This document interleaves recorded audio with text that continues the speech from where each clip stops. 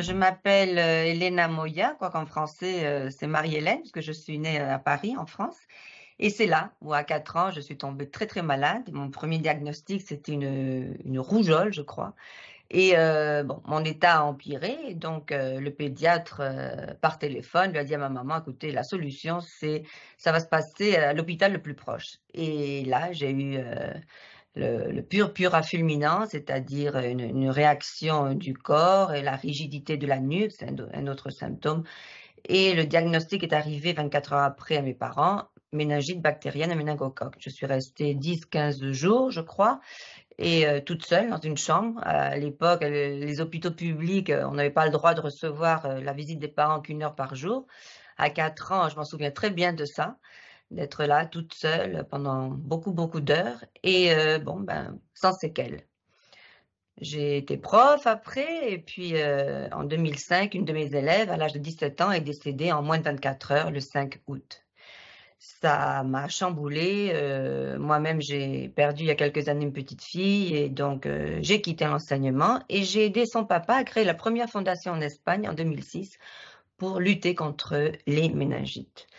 De là, 2007, 10 ans après, on est partis tous au chômage, il y avait plus de fonds, le président est parti au Mexique, pour son travail et donc depuis 2016, en tant que volontaire, nous continuons la même équipe et maintenant, ce n'est plus une fondation, c'est une association contre, la méningite et on va fêter bientôt nos 8 ans, le 1er 8 années et 8 années et avec beaucoup de succès, beaucoup de travail, mais aujourd'hui, on ramasse. On a passé des heures et des heures à savoir comment changer les choses et on nous a toujours dit: «Jamais une association de patients changera un calendrier vaccinal, une politique de prévention, faites autre chose». Alors on s'est occupé des gens qui souffraient la maladie, mais nous on voulait quand même, faire quelque chose pour prévenir, puisque cette maladie, a des vaccins.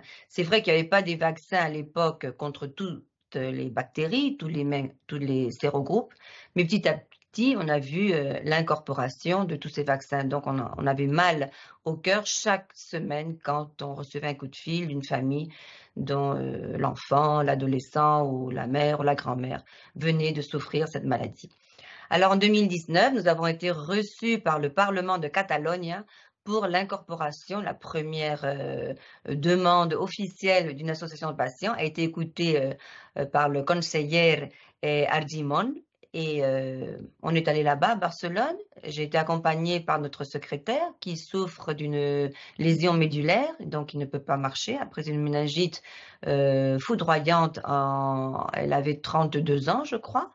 Maintenant, elle en a 36 et on était là. On expliquait qu'on voulait protéger tous les enfants de l'Espagne, mais on commençait par la Catalogne. Ça fait quand même 50 000 enfants naissent tous les mois de janvier. Ça fait une prévention quand même importante. Il nous a écoutés, on a parlé de l'OMS, le plan, ça c'est très important dans notre discours, la présence d'une personne affectée avec des séquelles graves, mon discours en tant qu'association, comme on dit en français, que tous les enfants de toutes les régions espagnoles aient les mêmes droits. On a commencé par la Catalogne, puisque vous savez, je ne sais pas si je vous le rappelle, en Espagne, il y a 17 régions autonomiques avec 17 ministères de la santé. Et donc, on a commencé par là et ça a fait boule de neige et on a eu la grande satisfaction en janvier 2023, confirmation du ministère de la Santé, comme quoi ce vaccin allait protéger tous les enfants espagnols à partir de cette date.